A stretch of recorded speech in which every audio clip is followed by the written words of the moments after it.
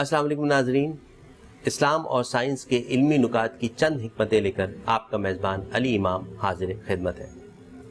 آسمان پر بکھری قوس و قزح کو دیکھ کر اللہ تعالیٰ کی جو ایک خوبصورت نشانی ہمیں نظر آتی ہے، وہاں صاحبین عقل کے ذہنوں میں یہ سوال بھی لاتی ہے کہ یہ دھنک جسے عرف عام میں رینبو کہتے ہیں، کیسے اور کیوں کر بنتی ہے؟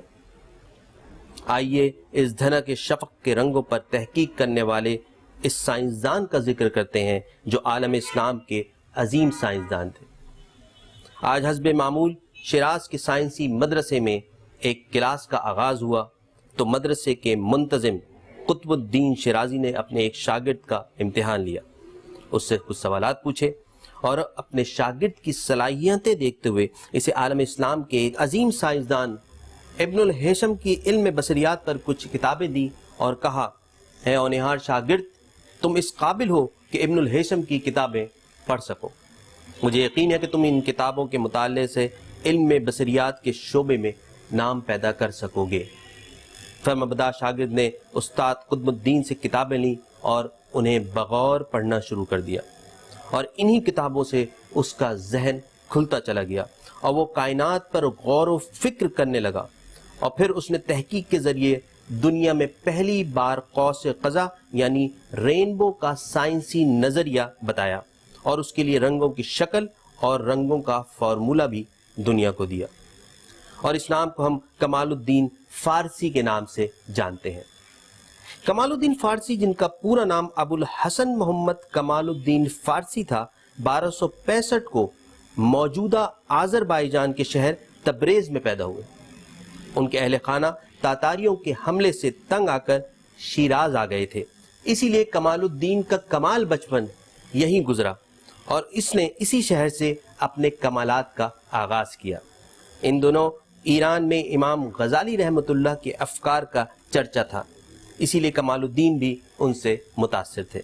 الفارسی نے 10 برس کی عمر میں امام غزالی کی کتاب احیاء العلوم کا مطالعہ کیا۔ اس کے بعد انہیں سائنسی علوم کا شوق ہوا تو وہ قطب الدین شیرازی کے مکتب میں بھی داخل ہوئے۔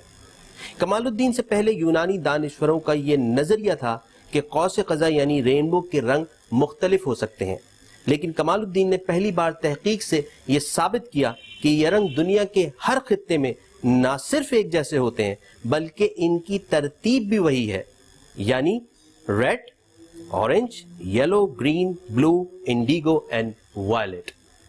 اور آج جدید سائنس اور دھنک دیکھنے والی ہر آنکھ رنگوں کی یہ ترتیب دیکھ کر یقیناً کہہ سکتی ہے کہ کمال الدین کی تحقیق واقعی کمال کی تھی۔